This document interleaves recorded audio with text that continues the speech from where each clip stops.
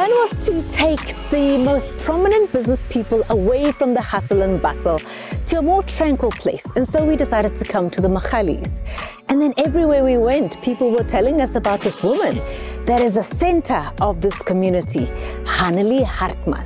And we found her in the middle of the most quaint shop, surrounded by books, antiques, and coffee and cake. Absolutely gorgeous. We definitely had to talk to her. Located in the west of Johannesburg, Magaliesburg is a quaint little town with so much charm and vintage. Pet-friendly accommodation, zip lining, hiking trails, and even an alpaca farm. Magaliesburg is a burgeoning tourist attraction, a lekker short left option for those quick getaways. Let's find out more from the woman who started the MiWay's Business and Tourist Forum.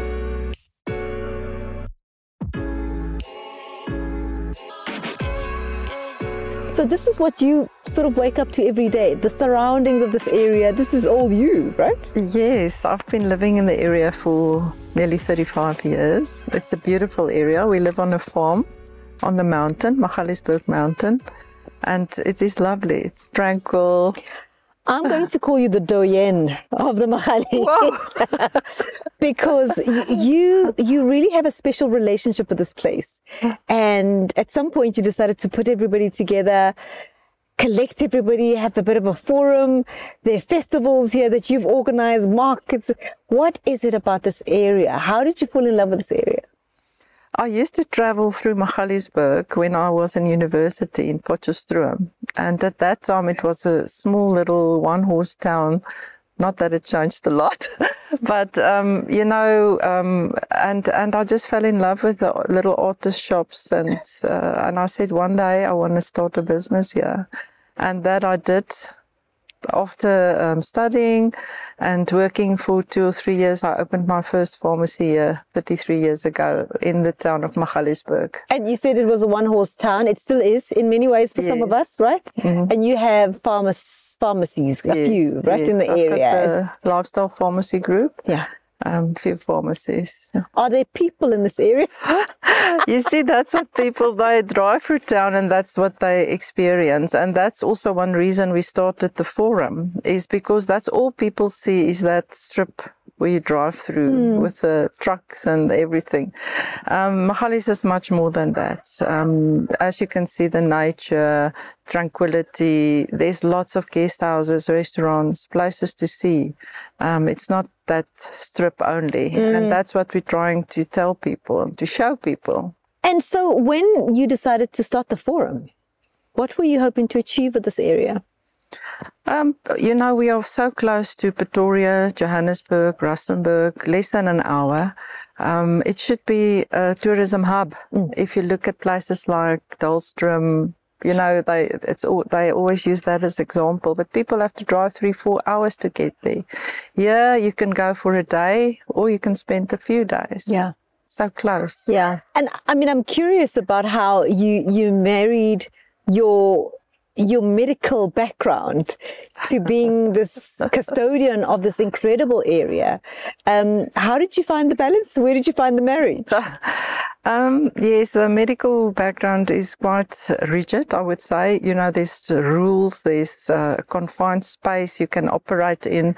So I think I needed something to let my creativity go. Yeah. That's where Melon Rouge came in, a restaurant, a hospitality place, a boutique, books. But also with the forum, you know, there's much more than just meets the eye. And that's what I liked. And that was the challenge for me. Yeah. And I'm going to get to Melon Rouge, because there's a lot going on there. But let's talk about, when you say there's much more than meets the eye, what did you see? So when you pass through, you see, yes, quaint little shops. Yeah, and guest houses and that kind of thing, wedding venues. What's the more? The more, I think, is peace. It's tranquility. It's really getting away from it all. And as I say, within an hour's drive. And there's different strokes for different folks. So there's something for everybody, really, from camping to just having a picnic in nature. And I think really people need to connect with nature and obviously with themselves We live in a digital age, you know, everybody's on their phones. This is just time to stop again. So let's talk about the restaurant. I went to have a look. Oh boy, is that... I get to know you through that store, I think. So you can see I'm a hoarder. I think I've gotten to know you quite a bit. It's incredible what you've done with that area. The books, my goodness, so every corner I thought, I remember the encyclopedia, the Reader's Digest, and the list goes on. So when did you decide that, as you said, you're a hoarder? I can see that. That maybe I need to sort of tidy it up into a little, I don't know, shop, or did you think it was going to be a shop? I'm not sure, actually. Well, it was always the books. Yes. And then the art. I love art. There's a few local artists, and at that stage when I opened up about 15 years ago, there was no place that, you know, everybody said, oh, it's an artist village, where can we go? And there wasn't a place. So I created a place, little coffee shop, restaurant. I've been through it, you know, through the 15 years, from the French chef right through to, you know, now it's more cozy type of country cuisine. Yeah, so, and then the entity started, because then it was the books and the art, and then the antiques came along, and then the vinyl records came along. And I don't know if you noticed the vintage clothing. I did. The safari and the wedding suits. dresses. And the wedding dresses. The wedding dresses, the wedding, small little wedding boutique. I love nostalgia. I like things with a history. I like a story. And I think that's how it came along. So where did you start? It was your own stuff, was it not? Yes, my own stuff. And then when I didn't have space anymore, you know, I started the overflow, and now I actually buy for the store. So when people come through, so I can tell you what happened with us. Yes. We walked in and it was a wow. And then we walked in further and it was a wow. And then we went out to another part of the store further down. Yes. And I was just like this. Oh, wow. It's an incredible feeling. Thank you. So that's the store that you went to last, that happened in lockdown, where nobody could do business. So I've had people, you know, I helped people. We built that place out of nothing. You saw all the beautiful windows. It's open, and it's something different by itself. So that's when that happened, and it filled up quite quickly. I want to then get to know you a little bit more and talk about your own career. Were you always going to be a pharmacist? Yes, I think so. From high school, you know, I used to work in the local pharmacy. I grew up in the Hartbeespoort Dam area. And at that stage, you know, that time we had a local cafe and a pharmacy in each little town, and obviously the liquor store. But I chose the pharmacy, and I worked there, and I can tell you quite a few experience I've had. But anyway, and then I decided, no, this is what I want to do. But I love the business side of pharmacy a lot. And just maybe give us a distinction, the difference between what we think it is and the business, as you said. Yeah, so I started out with my pharmacy, country pharmacy in Magaliesburg 33 years ago. And I worked there from 8 to 6 every day for about 12 years. I had my children, they grew up in the pharmacy. And then I expanded to my second pharmacy, only then. And now I like the business, doing the deals. You know, I've got pharmacists working now in the pharmacies, but I'm doing the business side now. And what's the challenge or the thrill about the business? Well, pharmacy is very challenging in South Africa. We are regulated. Most people don't know that. We've got a strong competition with the big brands. The big brands. You know, so the pharmacy on the corner, a lot of them has died out, unfortunately. So it is very challenging. It's a daily battle. It's a daily fight for survival. But I've created a different perspective. I think service is a main thing, and that differentiate you from other guys. And then also perceptions. You know, people have the perception, maybe this is cheaper or that's cheaper, but once I look and once you show them, it's not true. So it's a business.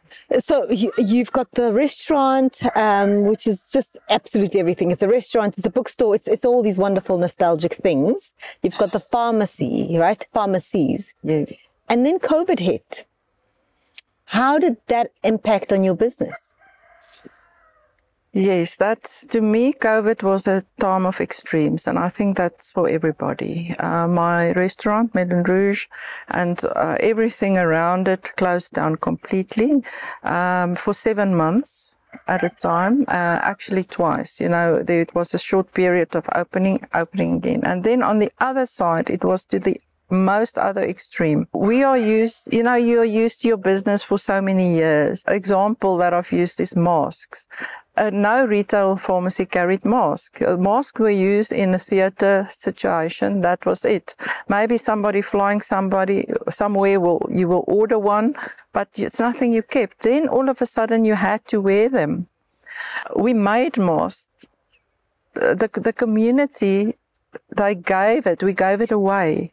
You know, there was such a shortage, but not just masks, there was a shortage of a lot of things.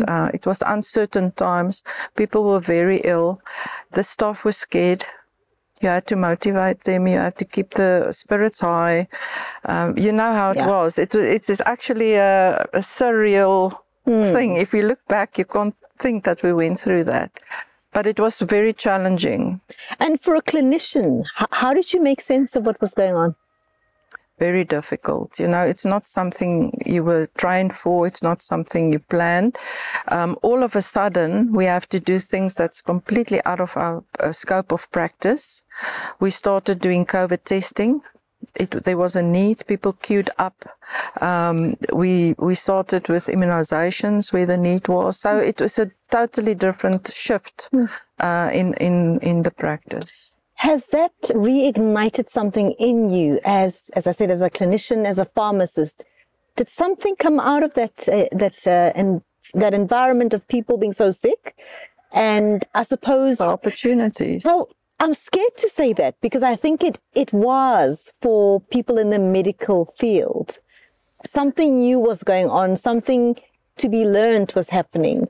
Yet, yes, it is frightening, but it was something new and I think interesting.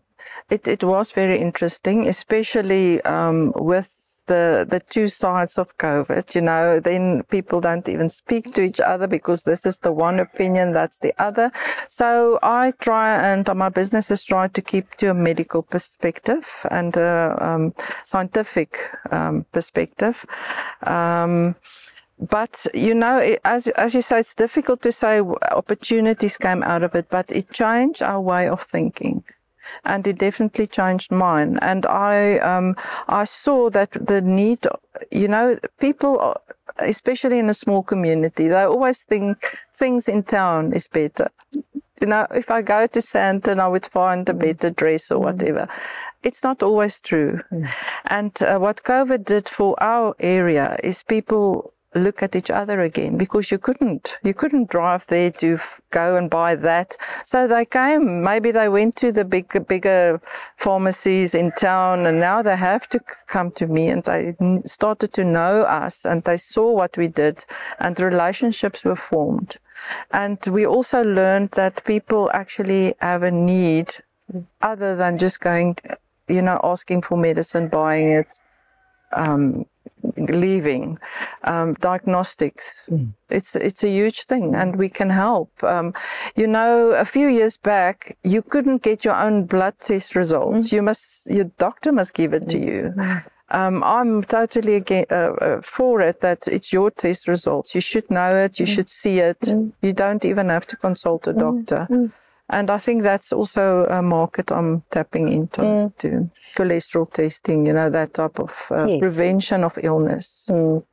And of course, then there was the period when we could all start opening up.